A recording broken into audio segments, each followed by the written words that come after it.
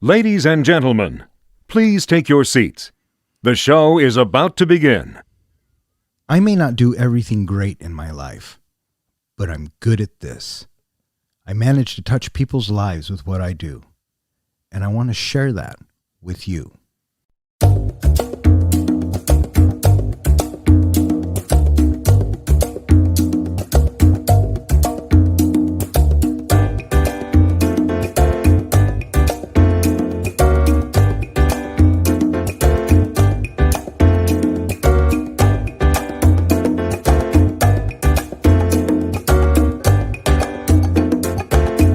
Welcome back to Three Guys in a Flick. This is where we review the good, the bad, and the absurd. Tonight's episode, Chef. Beware spoilers. Coming to you from my basement, my name is Don. And to my right, we have our comic book guy, John. How you doing? And to my left, we have the professor, Ken. Bon appetit. How you doing? I'm doing well. Yeah? Well, let's get this thing cooking. All night long, people. I'm telling you. Did you guys have a good week? Yeah. Yeah?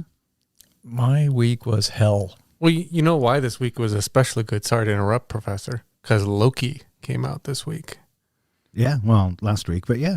Yeah, well, yeah. Second episode this week. And oh my God, that show's amazing. I'd like to talk about that show for an hour and a half. I'm sure you would, but... You know, it's not very realistic, and that story's been told 1,000 times. So, you know, we can save that for a different podcast. Way to ruin my recipe. He's just spitting in the soup.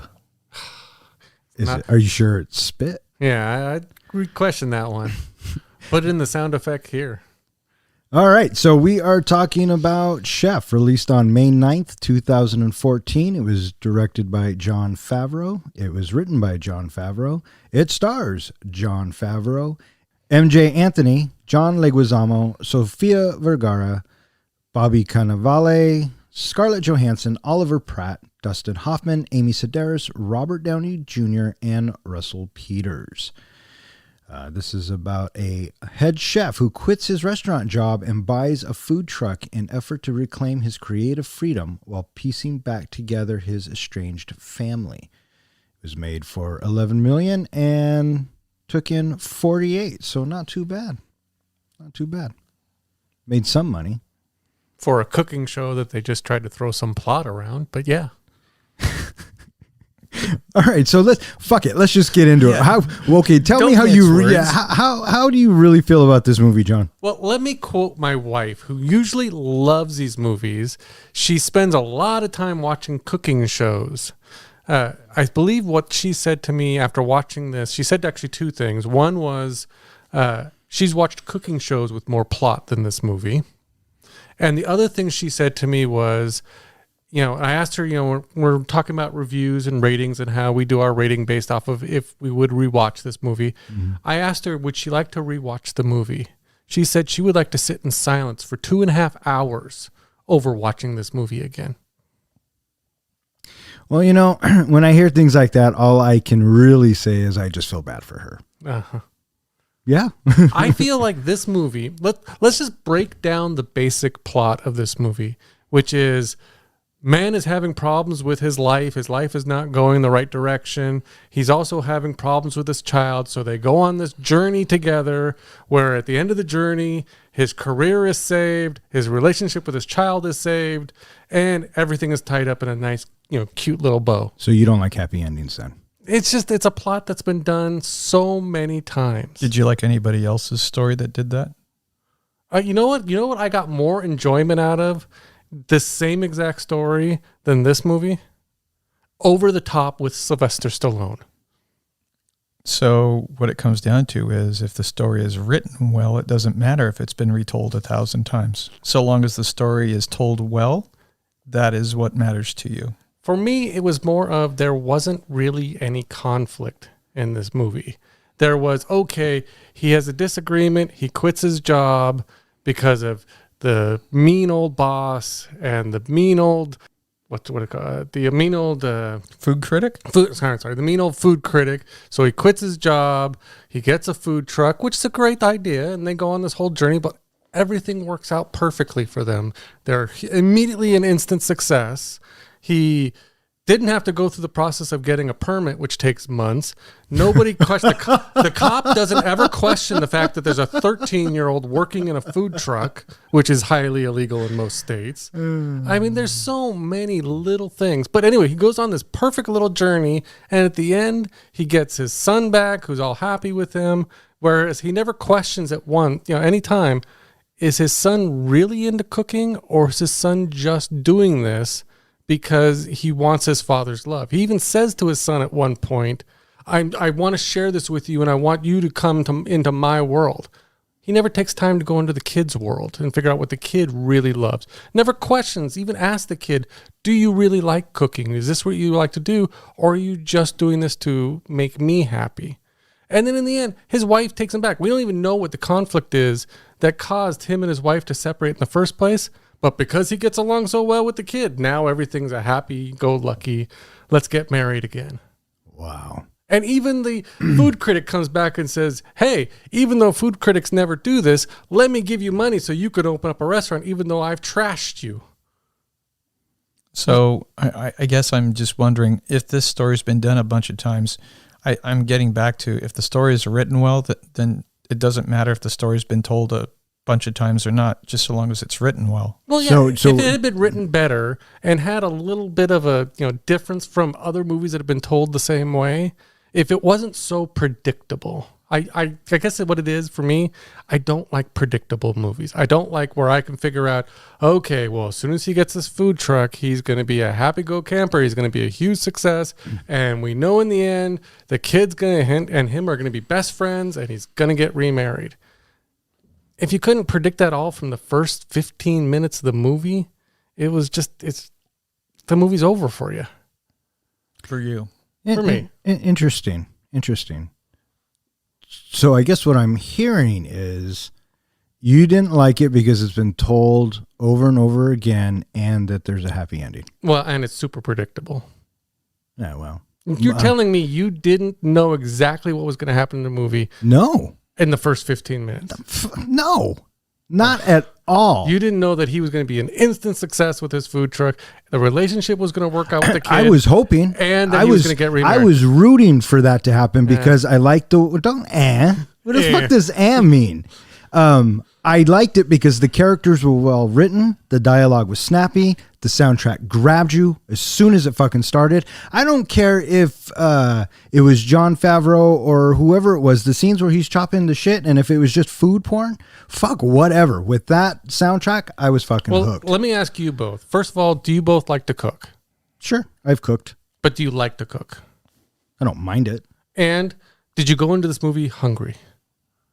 Oh, if you're going to ask that this any of these dishes made you hungry, I hope you're saying yes. Well, I'm just saying, I was watching some other people's reviews of this movie, and they say that the majority of the people who've loved this movie are, one, people who love to cook, and people who watched the movie while they were hungry.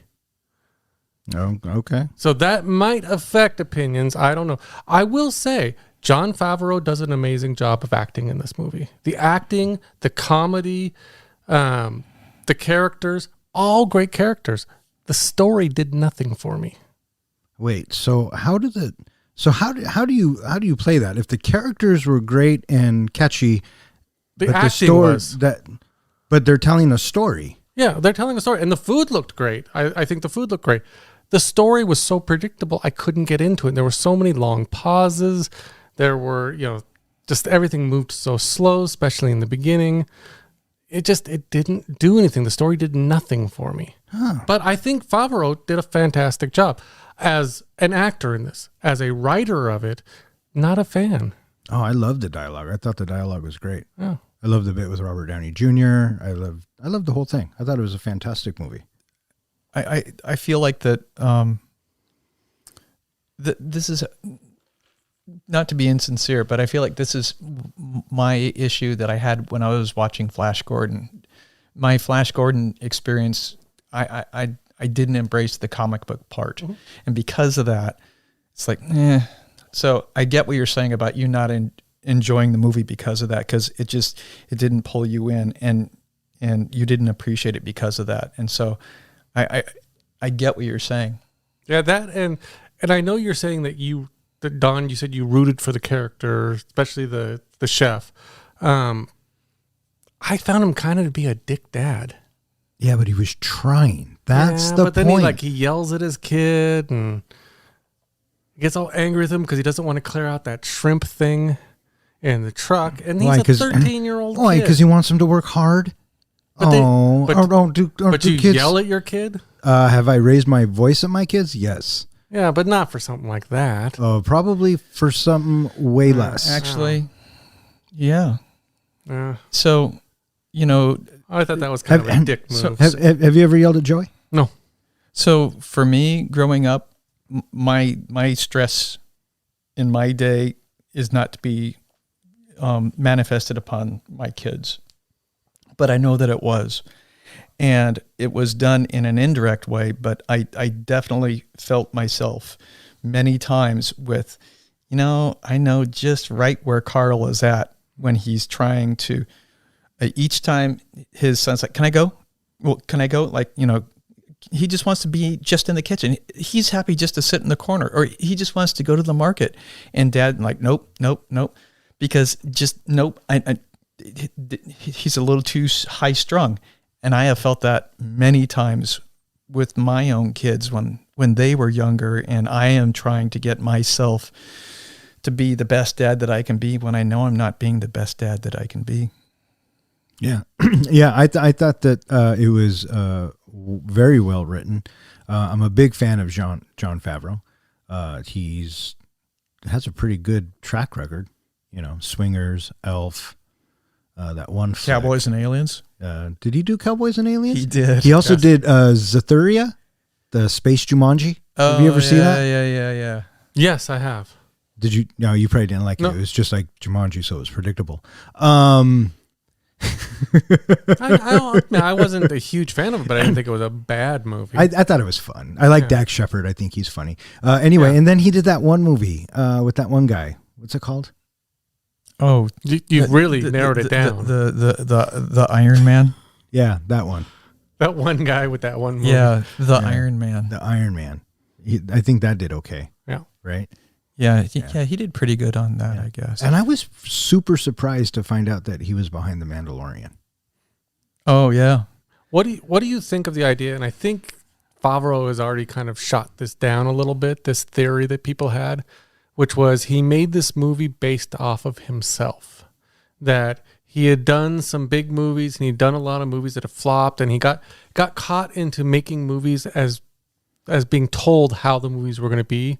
So he went back to his independent roots and tried to make a movie that was like his movie. I mean, he acted more and did more in this movie than you've seen him do in any other parts. So a lot of people are saying that it was almost a metaphor for his own life. Wow, whether it was a metaphor for his life or not, they say that when you write a good story, you use past experience or you use experience when writing it, and if that's what he used to write the script, then that totally makes sense. Totally makes sense. Do you want me to shut up now so you can talk about the plot a little? No, dude, this is fine. This is good. I guess I'm boggled.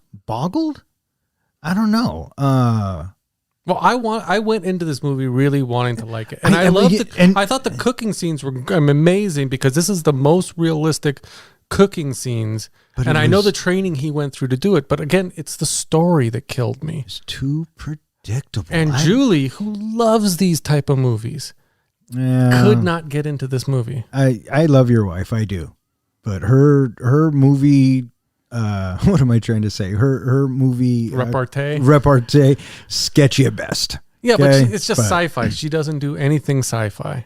That's the only thing. She loves dramas, cooking. Her favorite movie out there is Bridesmaids. She loves all these kind of movies. And this movie had some humor. But again, It wasn't supposed to be a comedy. First of all, it had some humor. It had No, some it did, funny but parts. John Leguizamo is I love him. I know a lot of people don't like him as an actor, I think he's brilliant. but I love him in And he- almost everything I've ever seen him. And in. he nailed this Yeah. spot. I liked Scarlett Johansson. Mm-hmm. Her part was brief, but What'd you she's think of always Dustin good. Hoffman? I fucking loved Dustin Hoffman in this role. Yeah. He was I've awesome. seen that owner. I've worked with that owner. Yeah. Because I've worked in restaurants and Yeah. I've worked with that chef. I've been part of that crew. So Did you know that Oliver Platt's brother is actually a food critic? I did not know that. Yeah. So he basically modeled after his own brother. So let's get back to predictable.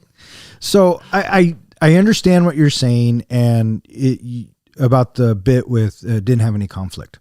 Mm-hmm. When I saw this film, it was, as I was watching it, I kept waiting for the other shoe to drop, right? The kid's going to get hit by a car, or the wife actually has cancer, or something's going to go wrong. And the fact that it didn't, and this story was just about this guy who's trying to get his fucking life together, which is predictably 90% of the movies out there. So whatever. That I was okay with that because the way I felt the story was told was, it was very rich and it was musical and they used music as a big part of it. And I didn't see that Cuban turn coming at all. I figured since Sofía Vergara was in it, I mean, she'd be some sort of Latina, right?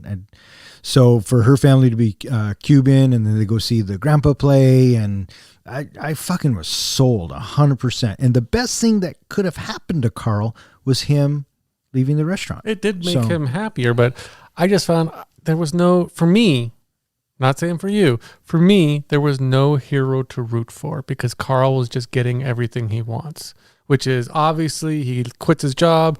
The next big thing for him is to go somewhere else and cook. In this case, it's the food truck. That's the sheer definition of a hero.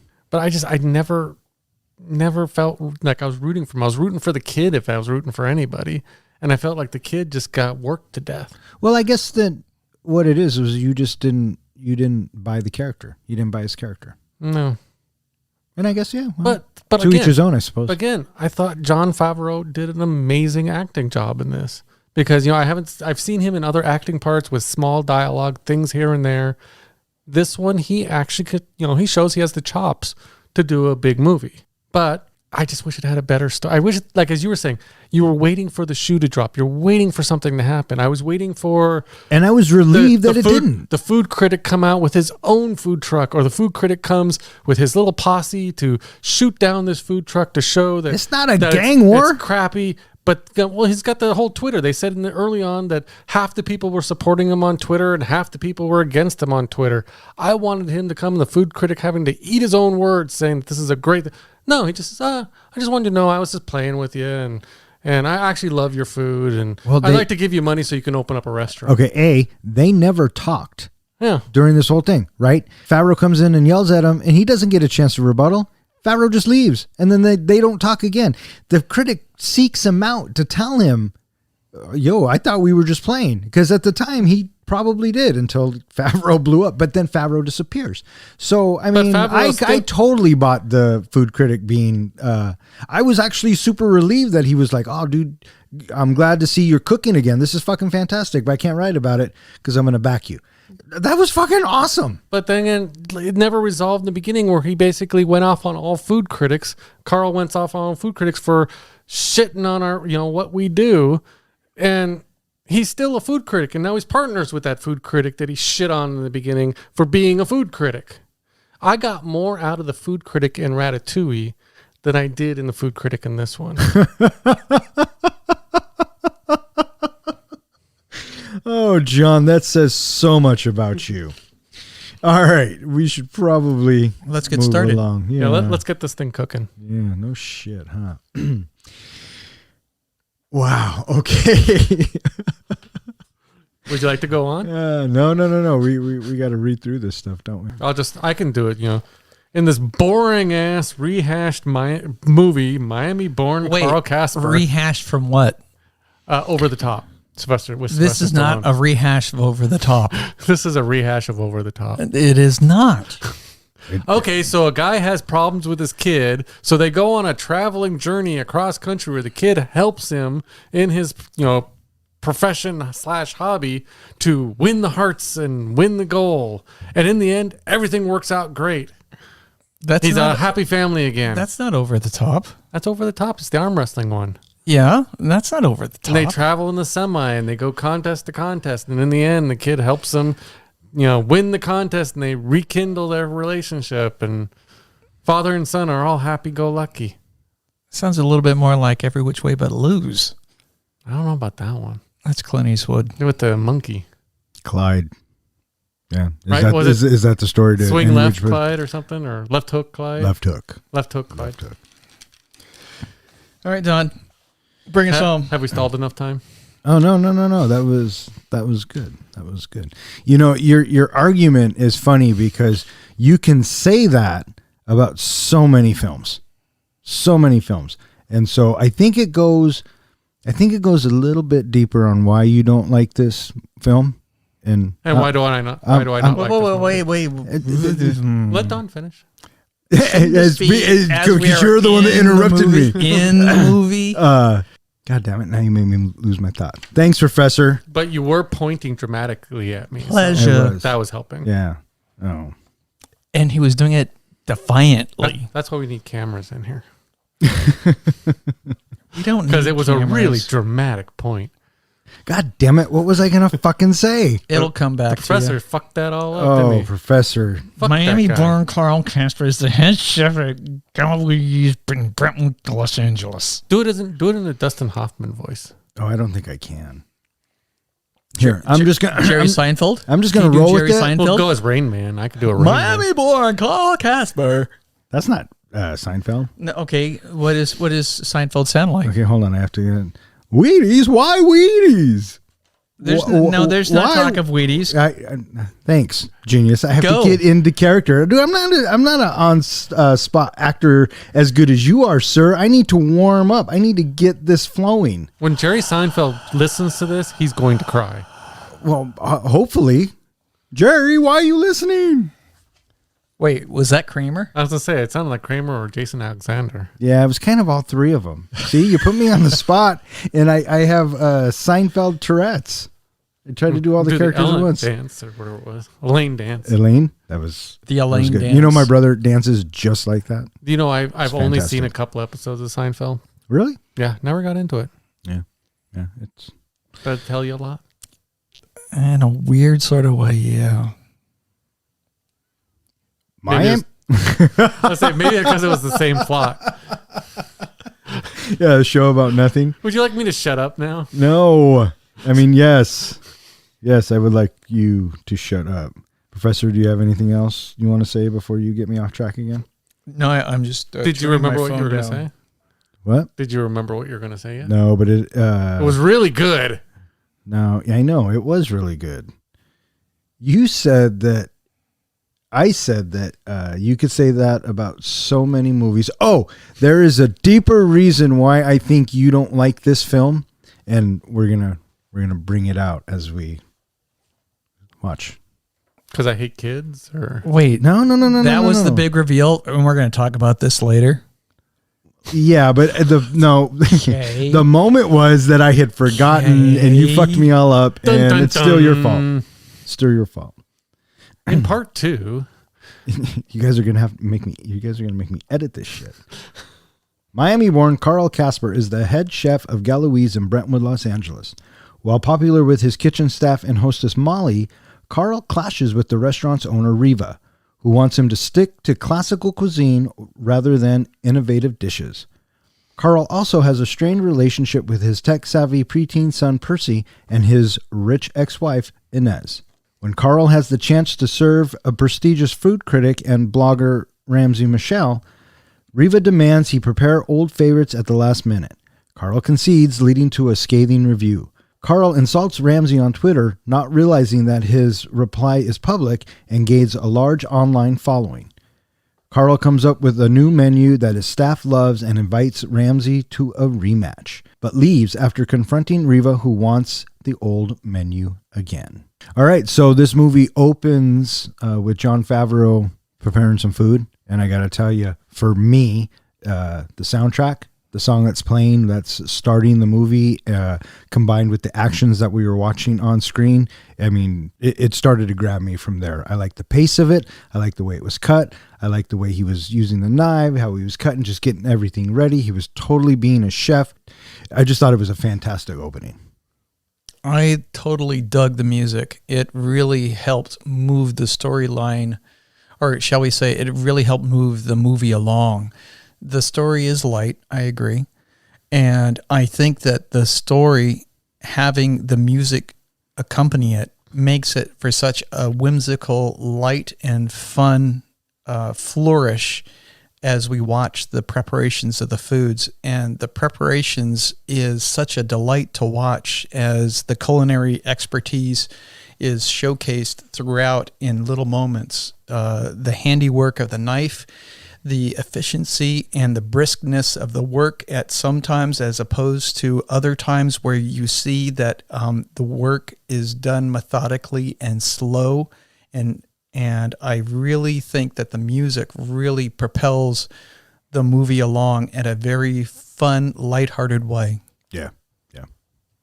I would agree. I liked the realism in this movie. I felt, of all the cooking movies I think I've ever watched, this one felt like they had done their homework. They had prepared, John had trained with, I think it was his name, Roy Choi, and learned how, it's really done. And you could also get out of it that he was enjoying what he was doing, that this was something he enjoyed. Of course, you could have taken the soundtrack and put it with any cooking show, like on one of those home networks, and get kind of the same effect. I disagree. I respectfully disagree.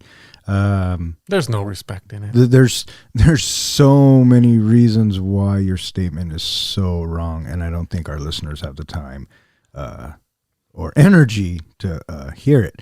So that being said, now we kind of meet who Carl is. He's kind of a high-strung chef who loves what he does, right? And then we're introduced to the kitchen staff. So briefly. Right, but it's a reviewer is coming, is it? Yes. Yeah, they're preparing for it. Oh, yes. Okay. Yes, he's preparing his menu, and then all of a sudden it's 10 o'clock. It's 10 o'clock? Oh, geez, I got to go get my son. Yeah, right. And so now we're introduced to the kid and the ex-wife, the lovely Sofía Vergara from Modern Family. I like the kid that they got to play Percy. I thought he was a great character. He was a gem. Yeah, he played the part well. He played it very well, in my opinion. I really enjoyed his genuineness in delivering his dialogue. Sure. And so we know that Carl and Nez aren't together. We assume that they are divorced. Do we care why? They never really say why in this movie, do they? Right, but do we care why? I kind of care. I'm a nosy person. I didn't. Yeah, neither do I. Doesn't matter. People get together and break up for 100 different reasons. I got the impression, of course, and I'm reading between the lines, that he was so involved in his cooking, the way he treated his kid too, that he was kind of ignoring the kid and choosing the cooking, that he probably did the same to the wife, and he alienated the wife. Well, the problem was it wasn't just the cooking. I think it was the lifestyle. It's the lifestyle. So right? I got the impression she was just ignored. Sure. I think that's fair. Yeah. And at this point where we meet the characters, that's where they are, you know? So that's a fair statement. But it is a good change from other movies that it's not a hostile relationship. It's a very friendly, they all get along, and you can see the need in the kid's eyes for his father's attention, but it's not like, the wife and the husband, or the ex-wife and the husband are kind of fighting and hostile towards each other. Yeah. So I thought that was kind of a refreshing change. The other thing that I really enjoyed about Percy's character is I really appreciated how they made him so tech savvy. Oh, sure. It was hilarious, Sure. just a young kid, and he is instantly tech savvy. And so when Carl's saying, yeah, I'll ask Mom if it doesn't work out next month, then we'll go or something, but we'll definitely check it out. I already did. She's cool with it. You asked her already? Where'd you get a phone? How come you already have a phone already? Yeah, and I love how surprised Favreau is Yes. about that whole situation, because I can remember seeing, throughout the school and stuff, coaching the basketball team, the boys would have phones, and pretty early on, one of them had a phone, and I remember thinking to myself, why the fuck do you have a phone? When did you get a phone? Right? So that moment was funny, and Favreau sold it. Because, I bought it. He made me feel like how I have felt many times with my own children and dealing with their own tech savviness. It's just like, wait. I took this scene a little bit differently. I took it as, one, Favreau doesn't really know what's going on with this kid because he hasn't been that involved and hasn't been paying that much attention. And so that's kind of a starting out point in this movie to say that he needs to pay more attention to what's going on in his kid's life. And two, he's so involved in his cooking and so involved in that world, he's not paying attention to the outside world. He doesn't know what Twitter is. He doesn't know, everyone has phones. He, doesn't know this information. He's not as tech savvy because he's just involved in old school cooking. So the way you took it is exactly how it is. That's the character of Carl Casper at this moment as we meet him. So moving forward, we meet Riva. Yes. What a delight to have Dustin Hoffman. Dustin Hoffman, right? What a delight. Yeah. And heavy hitter. Oh yeah, absolutely. And he's very passive aggressive about the whole, you should play your hits, right? Until it's time not to. Carl's getting ready, right? He's telling everybody what to do. He's getting his marching orders. It's kind of a real stressful time for him. And even when Scarlett Johansson comes in and tells him that Riva's there, he's still kind of trying to push her off, saying, stall him. But when he gets there, he's like, so what are you going to do? And Carl's like, I can't do this with you right now. And then Riva says, can we have a minute? And I love the line when Riva looks at the other guys in the kitchen and they look at Carl and then they look back at Riva and he says something like, I own the joint, but you got to look at him before you leave the fucking kitchen. The writing crackles during this scene. Yes, absolutely. You get an instant big picture of what their relationship is. This is the owner who thinks he gets to make all the decisions. And here you have the head chef who basically only came there because he felt the owner told him he'd have control. Yeah, creative control. You said when you hired me, I get to do what I want. Yeah, and he's like, well, no, I own this business, so I lied. Yep. But I mean, ultimately, Riva's not wrong, right? He didn't make a very good decision, and he played it safe, and it burnt everyone. So ultimately, Riva's responsible for this meltdown, right? If he would have just held up his end of the bargain, Jon Favreau wouldn't be driving cross country winning an arm wrestling contest. Well, right? the big thing too with this is that Riva's making this critical decision of let's use the old menu with the hits that work, but it's not Riva that gets reviewed. It's the chef that gets reviewed. Oh, yeah. And so, Favreau's character is getting his ass grinded by the reviewer, Oliver Platt. And, they mention the restaurant, but the restaurant isn't to blame. It's the chef that's to blame. So I understand exactly why he was so hostile. Yeah, he finds out that this fancy food dude's coming. He wants to put on a show. He went to the market. He cut up a pig. I like that bit when he checks in with John Leguizamo, who is awesome in this movie. Says something about the bacon. He says, whose bacon is this? And he's like, I got to wash this too. He goes, when I find you, you'll be grabbing your ankles, Papi Chulo. It's fucking hilarious. Like you said, the writing crackles. Well, I like when they come in, and he comes in and he's just telling everybody, I got the pig. And they're like, you got the pig? I got the pig. Yeah. Molly. What did you think of Molly? Such a delight. I felt like Molly is there to represent the audience, us. Why? Was there enough of her? Oh, it was fine. Every person that was in this film, I felt, had the appropriate screen time, I guess, if you will. I just didn't feel like that whole relationship was ever really built on or went anywhere. It was like, well, did they? Didn't they? Is there something going to happen? Is there not something that's going to happen? Okay, they're close, But okay, she's gone. She's done with the story. And that bothered you? It just, there's just no resolution for whatever was going on with them. Like, it felt like, oh, this is kind of cool. This is a new budding relationship. Maybe these two are going to end up together. Oh, I didn't think it was budding at all. I think I didn't either. I felt like this. I felt like this had been going on and on because dude. Because she even says as he goes in to kiss her, she says, "I thought we weren't going to do this anymore." You don't say that at a new budding relationship. But anymore.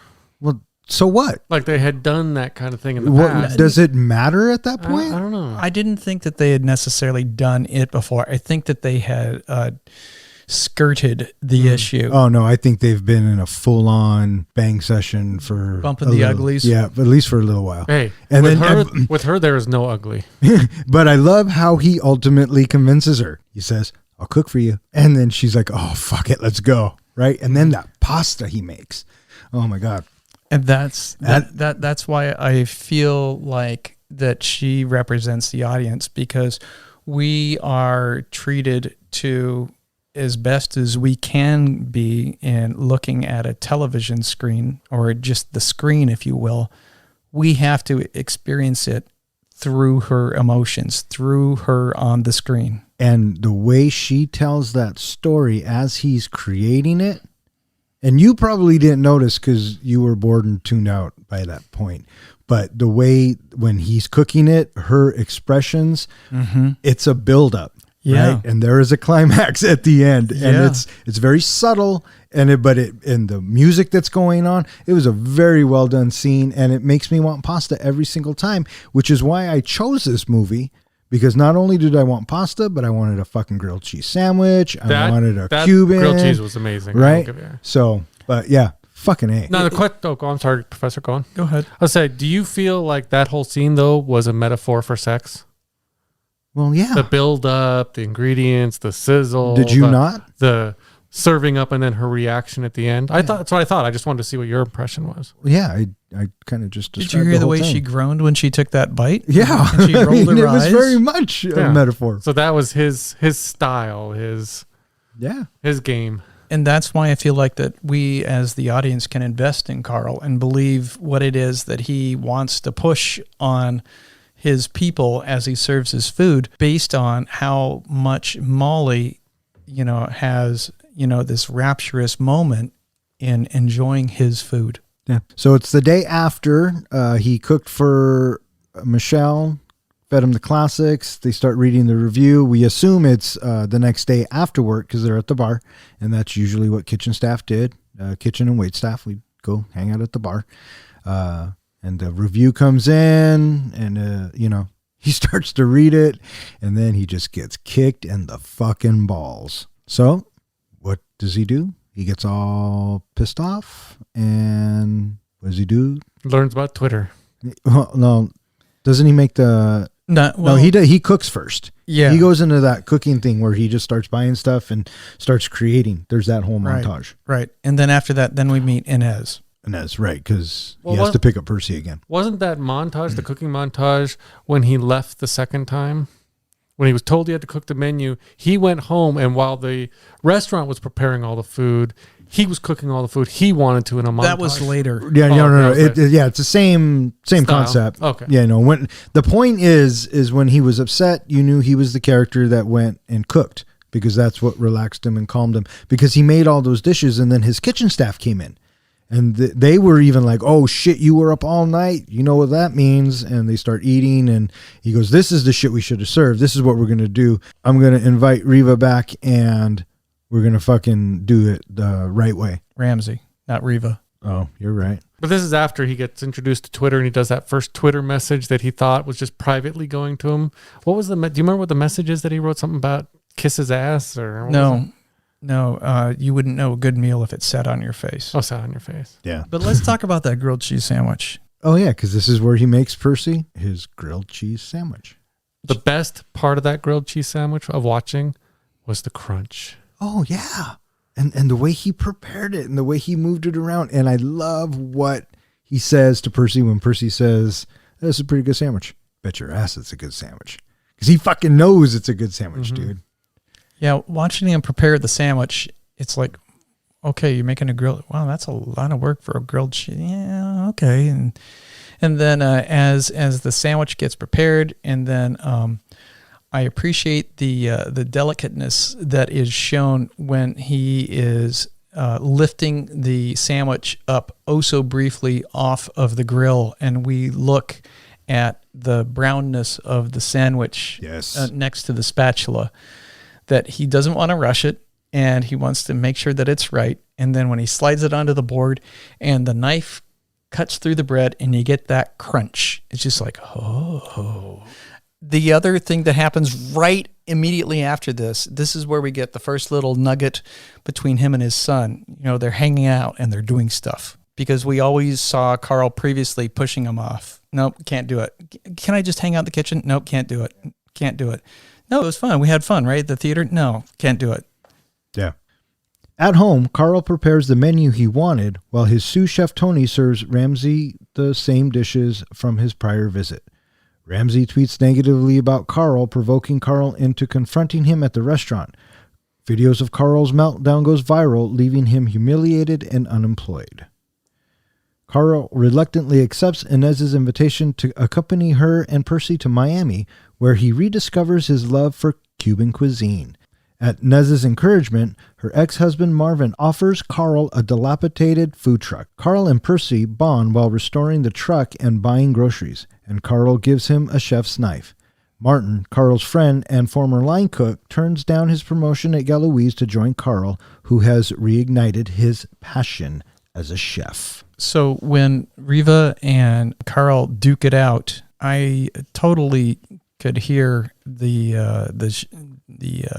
situation being for real. That sounds like that has probably happened 1,000 different times. Yeah, I totally bought that, but I really enjoyed Dustin Hoffman's portrayal. Yeah, he's kind of a dick, right? So Carl goes out, he cooks, he wants to serve a new dish, and yet again, Riva says, no, we're doing it this way, and then it just explodes. Carl walks out, and is it Tony's the... Mm-hmm. The sous, I believe, the sous chef. The sous chef, right? So Tony becomes the new chef. And there's that moment where Carl looks at him and says, come on, Tony, let's go. And if you're Tony, what are you going to do? You're going to stay right fucking there. That's your fucking career, right? Damn right. That's the whole point of probably being a sous chef, is you one day hope to be the head you're chef. the understudy. Yeah. Right? Yeah. This is his chance. Yeah, I bet you don't see that in a reality TV show. But I kind of, agreed with Carl at the time, because you don't want to become a head chef at a place that's going to stifle you and make you cook something that is just going to get more bad reviews. Tony has no dog in this fight. And so this is between Carl and Ramsey again. So Tony's Riva. like, fuck, Ramsey, and Riva, right? Yeah. Well, against the two of them, really, right? So Tony's just waiting for Carl to fuck up and leave, which happens, or maybe he doesn't fuck up, but he quits because he's not going to do it. He's not going to say. I love the bit where every time Ramsey gets a plate delivered to him, it's the same fucking thing, and he looks around like he's being pranked. Am I on candid camera? Oh my God, it was so funny, and it was so well edited with Carl going home and creating the meal that he wanted to create for How was Ramsey. he planning on getting the Ramsey to his place to taste the food? I don't know how he figured that was going to go. I don't think that kind of was the thought in his head. I thought it was more of... It was cathartic. Yeah, just him... Rage cooking? It's his venting. It's, he was venting of, this is what he should have eaten, and this is it. I can do this, and I can do that, and I don't need anybody else. And he did it quite well. Yeah. I thought it was a great scene. What'd you think of his scene when he came back to the restaurant and went off on Ramsey? They did that so well that I was uncomfortable during his rant. Mm-hmm. And if a movie and a character and the actor portraying the character can make me, who's sitting in the audience, feel uncomfortable while that's going on, they're doing their fucking job. Mm-hmm. It started being funny, and then it got awkward, and then it got uncomfortable. Yes. It's fucking Malton. It's Malton, you asshole. He just word vomits all over him. All this pent up frustration, everything.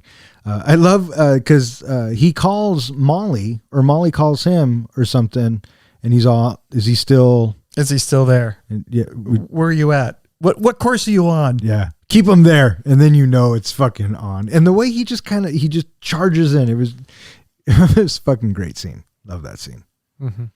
And you got to wonder though, do head chefs really feel that way about food critics?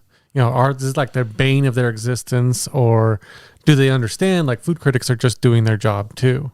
They've got to entertain the readers. I think it depends on how personally the critic attacks the chef in the review. Mm-hmm. If they can keep it strictly about the food, then you got to respect that, right? But as a chef, I'm sure you put your heart and soul into that. So while yes, it is just their job, sometimes sometimes it seems like they are shitting all over your soul, but you put your soul into it. So you kind of have to expect that coming back at them. Do I think that all chefs hate food critics? Not at all. Do I think there are feuds? Absolutely. So I thought this movie did a good job of portraying what really goes on. And they gotta know being out in the public like this, that you can't please everybody all the time. There are going to be people that are not going to like your work. Right. Mm-hmm. And what I love what I love is at the end, they kind of put it into your head that Oliver Platt was just having fun this whole time. He thought Carl and him were just fucking around, when Carl really thought that he was fucking ruining his life. You know what I mean? And so, yeah. I think the only thing that bothered me about the scene and the blow up was he was blowing up and defending food that he didn't even want to cook. I thought the whole rant should be, I didn't even want to make you that food. Why? That's an excuse. Why don't you come over and eat the food I can make you? Like, he wasn't even there that night, and he still got reviewed poorly because he wasn't, he's serving me the same food. He wasn't even there, and he was told early on, or Oliver Platt was told early on, the chef's not even here. Right. Which obviously he went home for a reason. So, but this rant or this explosion that Favreau has all over Platt is because of what happened previously, and it shouldn't matter. It shouldn't previously matter. He didn't even want to cook. No, I get that, but he had to cook it. But it wasn't that he cooked it; it was the way that the reviewer said he had cooked it. That he had no heart, or that it was just real shitty. It didn't matter what he would have cooked for him, perhaps. He knew it was an old menu, and I guess Ramsay knew it was an old menu too, so he was kind of doomed coming in. But it was Favreau's fucking fault because he conformed to Riva. But wasn't the reviewer actually right? There was no heart in that food because Favreau didn't want to cook it. He didn't put his heart into it. It's not the point. It hurt his feelings. Whether it was right or not, it's all opinion. Yeah. At the end of the day, it's all opinion, right?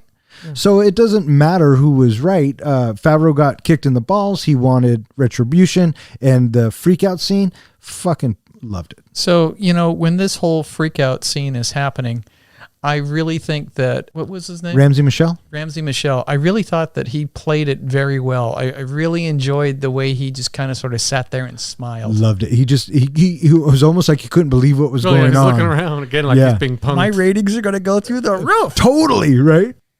So yeah, he has his meltdown. He gets fired. He goes home. Hopes to recover from this. And I love how he explains his naivete about what's happening online. He says, I'm like a cat playing a piano. Yeah. That's how little he knows about the internet. Yeah. Is it that bad? Yeah. So he goes to Inez's, and Inez, they're going down to Miami to see her father. And she suggests to him, why don't you come with us?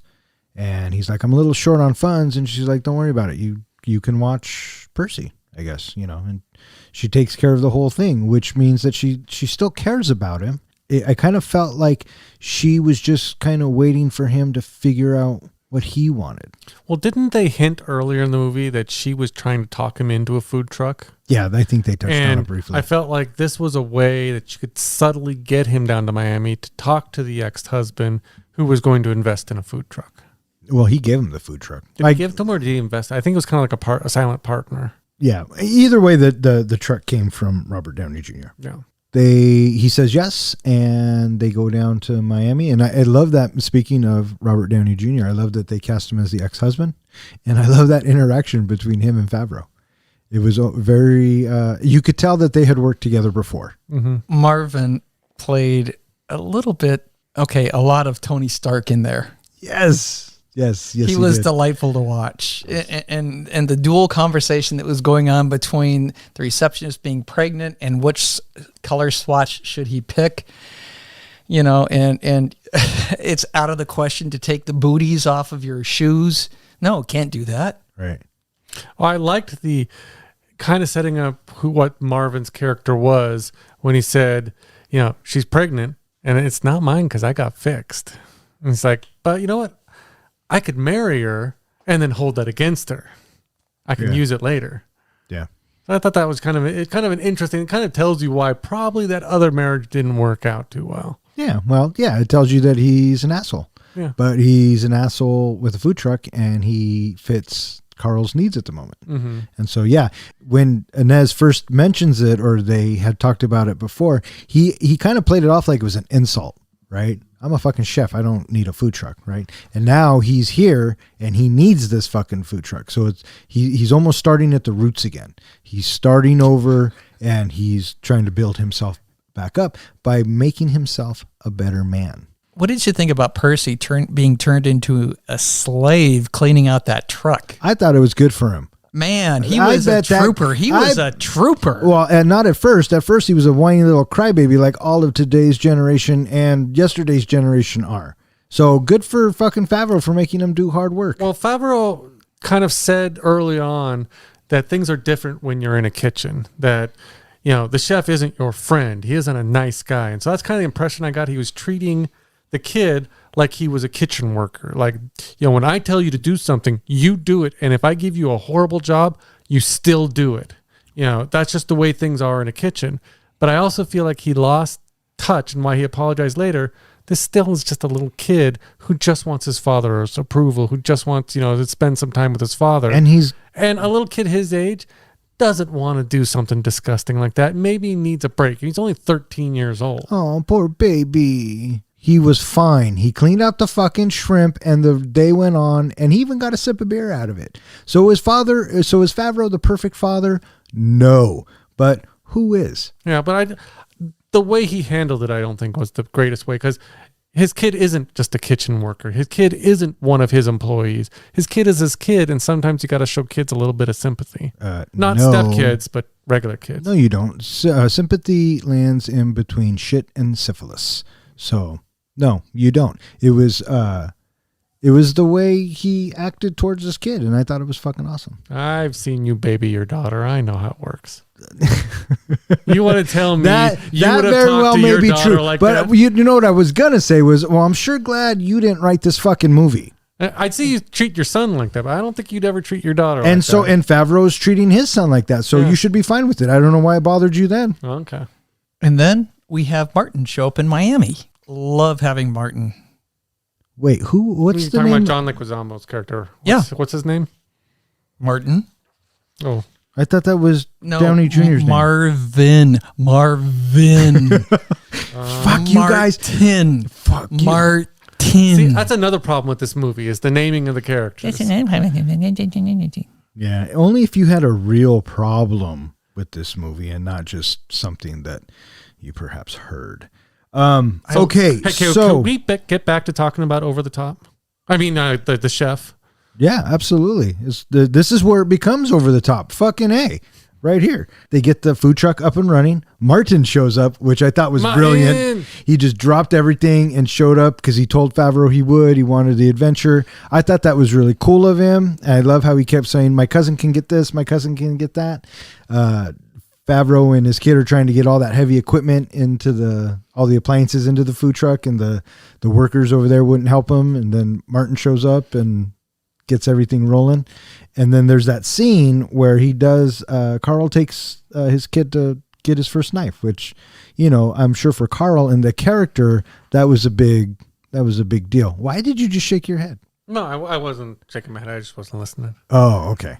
All right. So I was actually trying to find some more information that I was going to throw at you. You're wearing a headset. How can you not be listening? So anyway, the knife scene. What'd you think?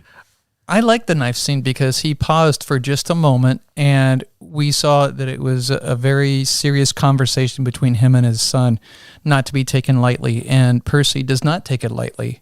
He says somberly, "Yes, chef." Yeah. Yeah, I like that a lot. And it was good that they had the bonding of purchasing the equipment as well. Yeah. And it's those moments that, he hasn't been the best father, but he can't get those moments back. Those are over and done with. Time keeps moving forward. The world keeps spinning. So what is he doing now? He's trying to make the most of it by spending time with his son. And if that means he has to force him to do what he likes to do, so be it.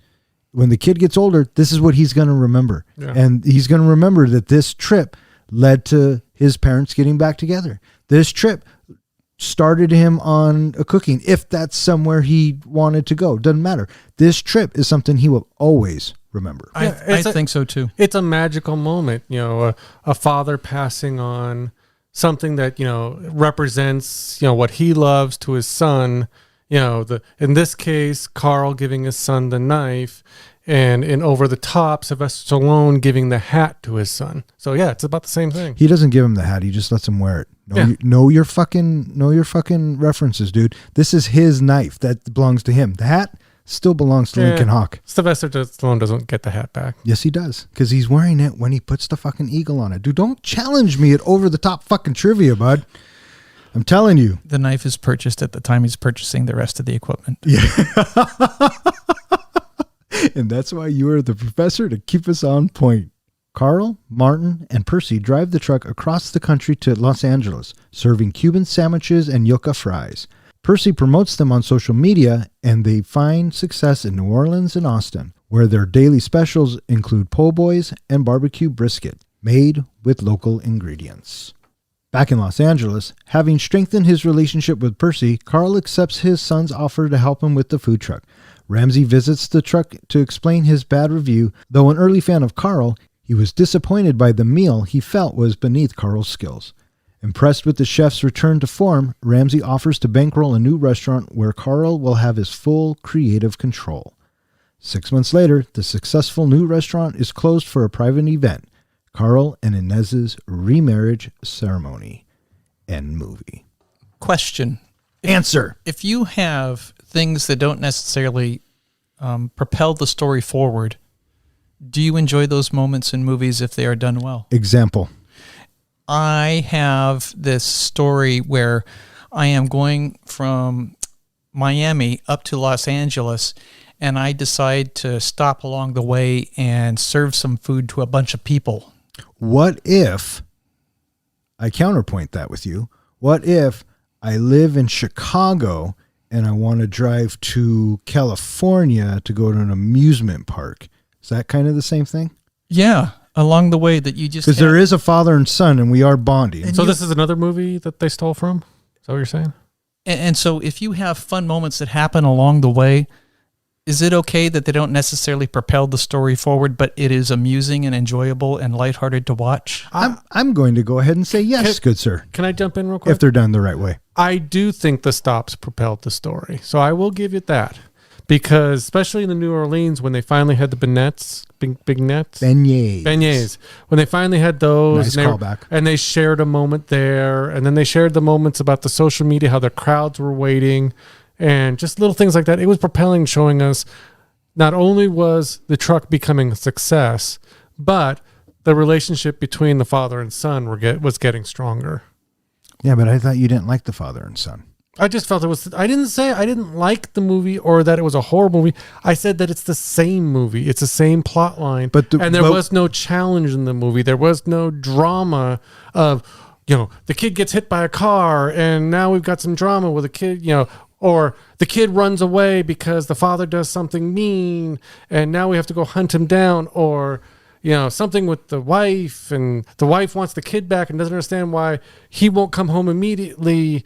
There was nothing, it was so predictable how this movie was going to end that I wanted to be surprised. That's my only problem with this movie. Only? There was no surprise. Again, I'm going to say it's a good thing you weren't writing this fucking movie. All of those ideas with this tone and this movie sound blah. Yeah, but I mean, didn't you know? You knew that this was going to end up with just this happy ending. Everything tied up in a neat bow. I was fucking counting on it, bud. There's too many things out there that they're bummers. you know. And if you like to have a bummer ending, or let's not say that. Not even a bummer ending. Right? No. Let's just say if you didn't want a happy ending for this particular story, then I didn't know what the fuck you were expecting out of this story. I wanted a happy ending, but I wanted something along the way to say, are we going to get our happy ending? Why? Is everything going to go right? Is there a little bit of tension? And so for you, that would have... There was no tension in this. So for that, it would have... If it would have had more tension, it would have been a better film for you? I like movies that at some point in the movie, it makes me go, oh, shit. But there was no oh, shit movie or point in this movie.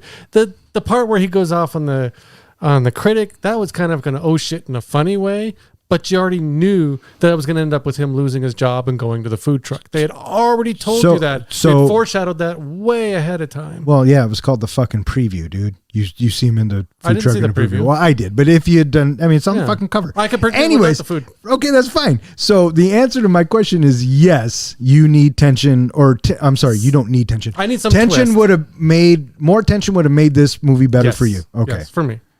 But back to my original point, if you have things that don't necessarily propel the story forward, having lighthearted moments in a movie, doesn't it just make it just a fun, light watch? So, for example, the bit with putting cornstarch on our balls, I really wish I had brought cornstarch tonight, but I didn't have any at home. Hey, guys, look what I got. We're putting cornstarch on our balls. You want some of mine? Yes. He hey, is literally look at licking. you. What the hell are you doing with cornstarch? Stop it. Dude. He doesn't want the used cornstarch, dude. He wants new cornstarch. So I should get my hand out of my pants? No, well, you do you, boo. And we'll see how that goes. Another scene a little later in the movie when they are singing Sexual Healing. Oh, great rendition. You know, having that moment, it was a lighthearted moment, and I'm giving an eye roll, by the way. Yes, you are. And Percy, he's like, man, what the hell? This is awkward, right? Having these lighthearted moments in this movie help me say that this is a movie that I am not necessarily expecting to have an epic storyline. I'm going from Miami back to Los Angeles on this road trip, and along the way, stuff happens on a road trip, and it doesn't need to be an epic story. You know what? And to be honest, I was while watching it and I saw this in the theater actually. While watching this scene, I was waiting for the other shoe to drop. I was waiting for that moment of tension, and I can't tell you how happy I was that it wasn't there. And I really appreciated that about this film. Do you know what? For me, you know what the most amazing part of the road trip was? The end. No. Really? The most amazing part is when they stopped at Franklin's barbecue. Oh yeah. Oh my God, that meat Oh yeah. looked so awesome. That's an actual place in Austin, Texas. And apparently they sell out even before noon. Oh, and they have long lines in the morning of people just wanting to get into that place. I think I've heard that somewhere before, actually. Yeah. Yeah, that takes me back to... That looked so good. That part, I wasn't even hungry going into this movie. That might be one, part why I didn't get as much enjoyment out of it, because I wasn't hungry. But that made me salivate. No, I don't think that's why you didn't enjoy it either. Because I don't have a heart, I know. Well, I think that might be part of it, but this movie definitely makes you want to fucking eat, for sure. It is such a delight to see the appreciation and the focus of attention that it gives towards food. It is so nice. And having this movie be just about food and not necessarily about conflict resolution, I realize, John, I appreciate what you're saying. That's just not your movie. And TJ feels the same way. There's no story. There's nothing happening. Nothing happens. And I get that. But on the other hand, it's okay to have a more lighthearted story.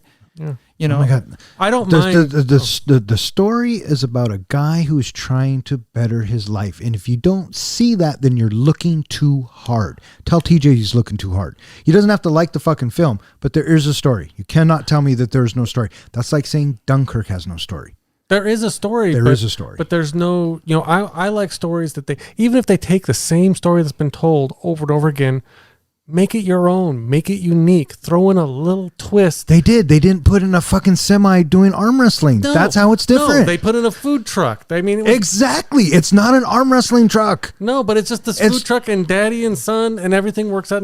even Over the Top had twists, had turns. Oh my God. Okay. First of all, had a Over the little bit Top. of drama. Okay. You're going to do it, dude. You're going to make me fucking do it, aren't you?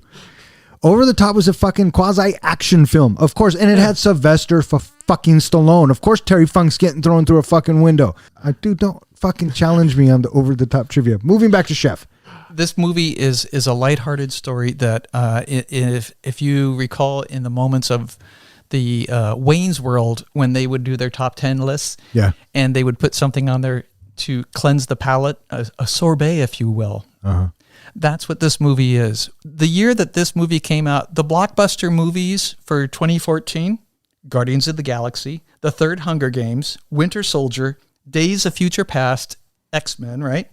The third Hobbit movie, Dawn of the Planet of the Apes, another sequel, Godzilla, Spider-Man 2. The year before it, blockbusters, Iron Man 3, The Second Hunger Games, Man of Steel, Fast and Furious 6, Hobbs, Desolation of Smog, The Dark World, World War Z, finally, the last stupid zombie movie. The year before that, blockbuster movies. Stupid zombie movie. Avengers, Dark Knight Rises, Hunger Games, Hobbit, Spider-Man. These movies are all over the top, and all of these movies being over the top, mega blockbuster stories.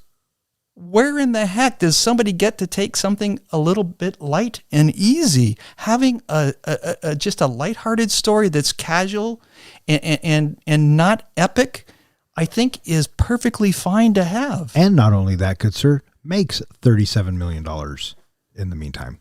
And in a world of fucking Guardians of the Galaxy, not too fucking shabby. So it's a shame that you didn't like it. I feel bad that you didn't like it. I think that this is a fucking feel-good movie. Keenan and I were talking about this last night. It's a feel-good movie. Is it as good as Remember the Titans? No, it's not trying to be. He went through all his feel-good movies, all sports-themed. So sports themes are destined to either kick you in the balls or be a feel-good movie.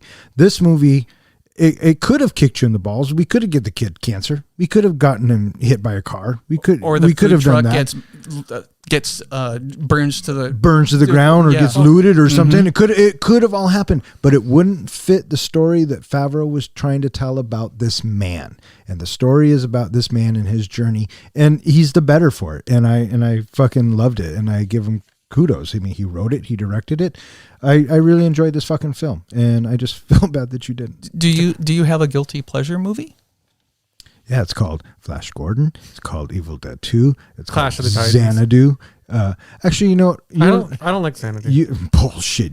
Don't let him fool you, our one true listener. He fucking loves Xanadu. I want to rewind a little bit if I can. Yeah, let's hit that. I want to hear you mentioned earlier barbecue places. Yeah. Do you have a favorite barbecue place? Let's get some shout outs real quick. I'm not a huge barbecue guy. I don't anymore. I guess Barbecue Pete's. Can I give That's a shout out? place we eat at Place in Bothell? Yeah, sure, dude. Carolina Smokehouse. If you ever go there, the owner there, he's typically there, nicest guy. He starts cooking, early on. And this is another person, just like in this movie, who loves what he does. It's a Bothell? It used to be in that country center area, and they just moved it. Yeah. He had to move it because they turned it into a bunch of apartments. But anyway, his backstory, from what I've heard, is he won the lottery. And he chose to take that money and live his life dream of opening up a barbecue place. Well, so this is a him. man who loves what he does, and you can taste it in his barbecue. Oh, all right. So I just want to throw out there, if you're ever in the Bothell area up here in Washington, what's it called? Carolina Smokehouse. Carolina Smokehouse. That's and if for you he's guys. listening and I can get some free barbecue out of this, all the better. Well, hey, we got to get it to him somehow. If you know of what John speaks of, text him the link. Get him the website. And if you're actually listening to this, to our one or two listeners, let's put some barbecue places down, your favorite barbecue places, or Cuban places, or whatever kind of food you like. Let's put that in the comments. Oh, look at that! You're engaging the audience. That's so nice of you, John. Off air, because I will explain the 5 different barbecue flavors styles that I am aware of. Off air. Okay. Okay. You should see the relief on my face. What did you think of the little video that Percy puts together? Oh, it was fucking. It's the icing on the cake. right? It was for that trip, to come home from a long trip. I know what it's like to come home from a long trip, just the sheer exhaustionness of it. I don't know if that's a word. So I thought that was a nice little touch, and it really hit Carl, and it's exactly what it was meant to do. I'm curious, for his video that he put together, how did he spend so much time in his video if he was making the video? That was Julie's question, is who was filming when he was in the video? Because he was in the video a lot. I know. I have a better question. Who cares, dude? It was nice. It was cute. Fucking get over it. Isn't he the person who always flips out anytime there's any little technical error in a movie? No, but It takes him out of the movie? it takes him out of the movie, but he doesn't flip out to people around him. No, it all happens within here. Good man. No, Good man. you always vent to me. Yeah. Well, You couldn't get past this part, so you hate the movie. sometimes it's like that. Obviously, I mean, you didn't like this movie. You didn't so- like the way the movie ended. Don, you liked the way the movie ended. Me, I was surprised about how nicely it wrapped up. And I was fine with it wrapping up as nicely as it did, but I didn't think it was going to wrap up so cleanly.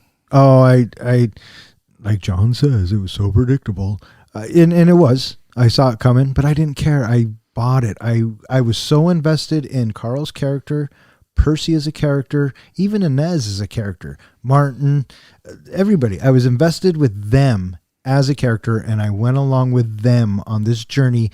Whether it's been told 1,000 times or not, doesn't matter. The way Favreau told it this time, I really enjoyed. I thought it was a feel-good movie, and I loved the way it ended. Trivia. John Leguizamo and Leguizamo. Thank you. And Oliver Platt shared very little screen time during this movie. They have appeared in a movie previous to this. Can either one of you tell me what movie they appeared in together? Stand by. Was it Spawn? No. It was. I know what it is. Not Tu Wong Fu. No. It was. I'm trying to go through all my John Leguizamo movies.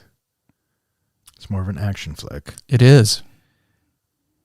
And the main action star in the movie dies early on.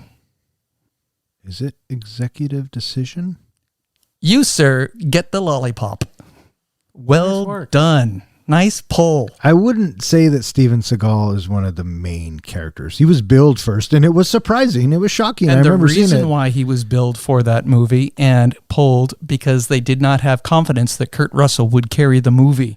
And so they brought in the Steven Seagal name in order to entice the audience, even though he dies pretty early on. All right. Are we ready to rate this bitch? I think I am. I think it's ready to come out of the oven. All right. So I guess I'll go first because it was my review. Or would you like Or to my save your movie. review and have me go first and just get that out of the way? Yeah, let's have you go first, John. Let's get that out of the way. Do you have any objections there, Professor? Oh, no. All right, fire away, good man. He said he wrote this down. Yeah, I've been preparing my review this week. I'm going to give my review in a recipe form. And let's be perfectly clear here, our one true listener. His wife wrote this for him. Go she on. did not. She did approve it, though. Need I say more? So to make this movie, I basically, just like a recipe, you would take a stale, commonly used storyline, add some cooking videos, throw in several big name actors, simmer it for about an hour and 55 minutes, then serve it up. Warning, it may taste stale and overcooked. That's kind of what I got out of this movie. Yeah, sure you did, buddy. Now, again, I have said it was a good storyline. It was okay. It just was very predictable. I kept thinking, okay, well, in the first 10 minutes, I knew he was going to get the food truck, and I knew that he was going to rekindle his relationship with his kid, and things were going to all probably work out happily in the end. I was hoping for some, just a few little bumps in the road here and there, or something that say, oh, I didn't see that coming. That's kind of clever. Or, oh, well, that's so cute. That works nicely together, kind of fits everything together. It's just, I could almost predict everything that was going to happen. Rewatchable scale. I'm not saying the actors did a bad job. The actors were fantastic. Jon Favreau, best acting role I've ever seen him in. But yet you don't buy the character. Go on. Movies can win, actors can win Academy Awards, can win, all kinds of People Choice Awards, and still be in a crappy movie. Can you, or do you disagree? That does happen in the Oscars. That you have milquetoast movies where actors, actresses get the best. Yeah, but I don't think they're as bad as you are implying that this film is bad. For me, it just wasn't a movie that engaged me. It just is a movie that drawed me in. And to quote my wife, she would rather sit in silence for an hour and 55 minutes than watch this movie over again. I have no desire to see this movie again. I will say I do like the reality show on Netflix, the chef cooking show. So because of that, I'm actually giving some bonus points to this movie because a good reality show came out of it. And really, watching the reality show is like watching this movie over and over again. You're just not throwing in the kid and the wife and the happy ending. You're just getting to see what you want to see. The cooking of the food, the grilled cheese sandwich, the crunch, the Cuban sandwich, the fries. You're getting to see all that in the cooking show. So for that reason, I'm going to give it a 2.0. That is higher than I thought he was going to give. Way higher than I thought he was going to give. All right, that's... Did you like my cooking recipe? Julie's cookie recipe? I worked on that. Yeah, sure you did, buddy. That's where your review completely 100% came from you, bud. Yeah. And I'm winking at him. How can something be stale and yet burned? I didn't say it was burned. I said it was overcooked. Overcooked and stale? Yeah, because you cook all the flavor out of it. They had no flavor. None. The flavor was gone. None. The soundtrack, no flavor. Nothing. All right, moving on. Who's 2.0. next? Okay, fine. I'll go. I thought that the attention given to the soundtrack really helped the story. It gave a lot of flavor to the scenes in the movie, and I really appreciated the heart that I felt in the music pairing up with the scenes. It made me feel really energized, if you will, watching and having the cooking moments unfold. And I appreciated the attention to detail and the level of care that was given in the food presentation as it was appearing on the screen. I really liked Carl. I loved Percy's character. Percy and Carl, I thought they had a really good rapport with each other, and Percy came across as really genuine. I really thought that he portrayed, the tech savvy son very well, and I appreciated his sincerity in the role. I appreciated the supporting cast of Dustin Hoffman, Scarlett Johansson, and John Leguizamo. I loved his character at how he was the I know a guy. I really enjoyed that. And what's up with, he pulls up with the food truck, it's all painted. Nobody says a word. Got the brand new paint job. It's everybody, they just get in the truck. Nobody says a word about the paint job. They were probably still amazed on how fast it was. Maybe. But I loved his character. He was a delight. I loved the way that the writing for him and the banter of the kitchen talk in the movie. It was a really fun, lighthearted watch. I find it easy to watch. It's a carefree movie, kind of a lighthearted, feel-good movie. Probably 3.75. 3.75. That's solid. It's above average. It's good. I like that. My turn. I think Chef is a great feel-good movie. I love the fact that it opens on a strong foot, and it engages you, and it brings you into the story. I bought the characters. I thought they were all cast, and the performances they gave were great. I think that Jon Favreau wrote a fantastic script, whether it be reused or redone or whatever. I thought he brought his own feel to it and his own flavor, and it was just a really fun movie, and I think that I could watch it a number of times. So for me, I think that I am going to give Chef a 4.0. Can I throw one thought more out? Fuck, I guess. In the beginning of the movie, why was the chef so upset about reserving the same menu over and over again, especially to the critic? That's because he was just in a rut. That's kind of how I felt about this movie. Oh, He was serving the same menu that had been done in other movies, and there was nothing unique or exciting that really sold this movie over other recipes that had been out there in other movies. So that's my metaphor. You got nothing, do you? No, I mean, Should we mention? dude, you can say that about so many movies. So the fact that you're using that reasoning, it just boggles my mind. Because you can say that about The Matrix. You can say that about any fucking movie out there. Raiders of the Lost Ark. You can say that about, and now I'm just throwing okay, maybe not Raiders of the Lost Ark. Now I'm just throwing shit out there. But you can say that about a lot of fucking movies, dude. And so I think that reasoning is just mind-boggling to me. But other movies Anyways. that are very predictable, I will stand by that. I won't give them a high rating if it's a very predictable movie. We're going to see. We'll see from But I do want to to mention, I don't think we covered this in the beginning of our ratings, is how we do our ratings. We're not rating them on what we thought, like whether it was a good movie or a bad movie.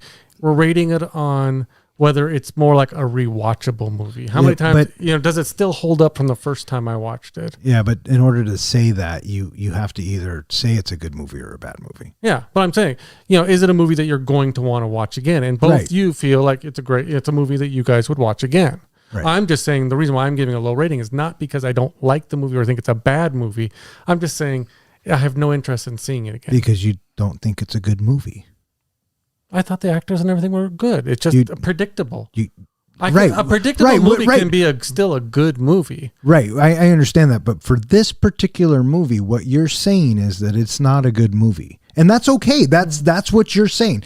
I think what we need to clarify is that does go into the ratings. At least it goes into my rating. It has to be a good movie in order for me to give it a good rating. Yeah. I don't care if it was technically shot superbly. Okay, I'm going to say it. I'm going to say it out loud. Citizen Kane, I don't fucking get it.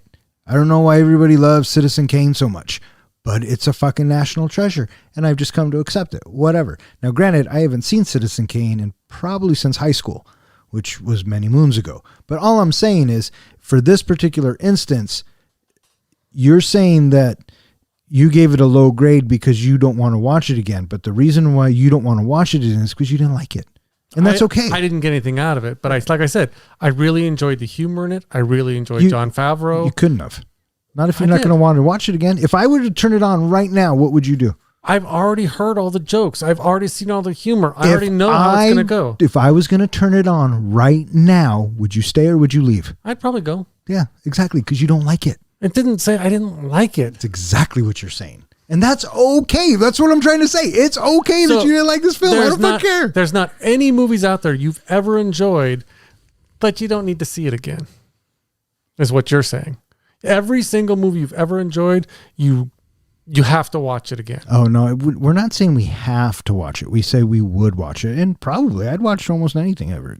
Always. Over your preferred movies? Unless I don't like it. If I don't like it, I'm not going to watch it. But there's still movies out there you like, but you don't need to see it again. Maybe 10 years down the road when you kind of start forgetting some details. Did I really like it? You enjoyed it. Yeah. Did I? If I don't really want to watch it again? I think that's possible. I think anything is possible. What do you think? What's your opinion on all of this? There are some movies that are rich, and the fact that they are as rich as they are, it's like, oh boy, I'm not ready to jump back into that. Something like maybe Schindler's List or Saving Private Ryan, movies that are told very well and they are excellent movies, but you're not necessarily ready to watch it again because the story was just really heavy. Saving Private Ryan, if it's on TV, I'll stop on it for a few minutes. Mm-hmm. I won't necessarily have to watch the whole thing. Yeah. I enjoyed that movie. I don't need to see that movie again. I got the movie. I understand the movie. Yeah. I don't think I'd stop and watch it again. So doesn't make it a bad movie. just doesn't make it a movie that's in my top 10 list. It doesn't. Fuck, that sounds like it's not in your top 100 list, which means you didn't like it. It doesn't need to be an epic or a fantastic movie. And I look at, a movie like Twister or something like that. It's light on story, but it's a fun watch. And even though I really couldn't care less what was going on with those characters and whatever the situation is between Bill Paxton and Helen Hunt's character, couldn't care less. Just get back in the car. I want to see more of that Twister stuff. I am just along for the ride of the fun of it. I am not looking for substance necessarily. There are movies that are like that. And certainly we see in rom-com movies, those stories have been told to ad nauseum. And those ad nauseum stories... Same story. Yeah. Same story. Those ad nauseum stories... I didn't like Twister. You have these storylines that are just light and fun. And some of them work for some of us, and some of them work for others of us. Not necessarily for all of us, but how the story is told in whatever way. It doesn't need to be an epic, mood-altering story of, wow, that was impressive. Should I go off on Twister now, or should I wait till we pull that out of the helmet? We're going to wait till we pull that out. But you know what the problem is, or what's too bad is we're probably not going to put any of this in this. We're way over time. Way over time. But that was a good chat. Hey, should we pull a movie out of the hat real quick? Yeah, let's pull the movie out of the hat. Cool. Okay, so we just pulled the next movie out of the Bronco helmet. Our genre, if I can get this thing open, Jesus. I bet you it's one of my movies. I don't know. We've done 4 of Ken's, so you've got 2 left. Mm-hmm. How many have we done of yours, Don? We did one. Oh, okay. We did Once Upon a Time in Mexico, which you both hated, and we did Chef, which you hated. So I'm fucking loving this, dude. I love the fucking... You guys suck. I don't know who chose this, but it's going to be a buddy film. Oh, it's my movie. For the next one. And I'm actually kind of looking forward to this one. All right, well, hit me. We are going to see Clerks 2. Oh, yeah, that's mine. Kevin Smith. That's not my movie. That's my movie. I love a good Kevin Smith movie. You know what? You don't get to watch it because you don't get the plot. And it's pretty fucking predictable. Guy falls in love with girl and girl. Clerks 1, but... All right, buddy, get out of here. Do you have anything else you want to say? Mm-mm. I feel like you do. No.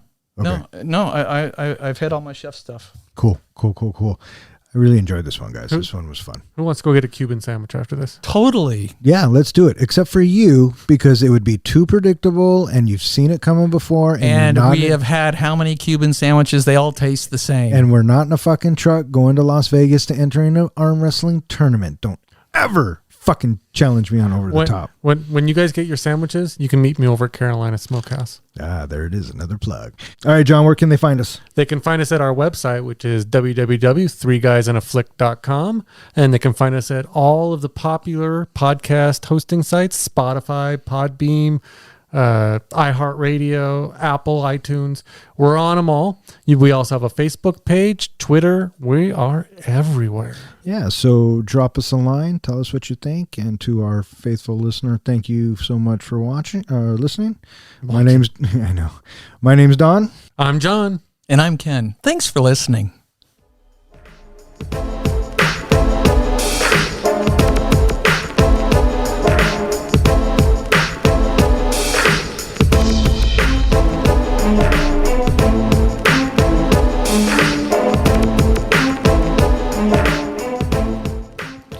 I'm hungry. Who's buying? You are, fucker, because of that stupid fucking review you gave that. That I wrote. You didn't write it. Your wife did.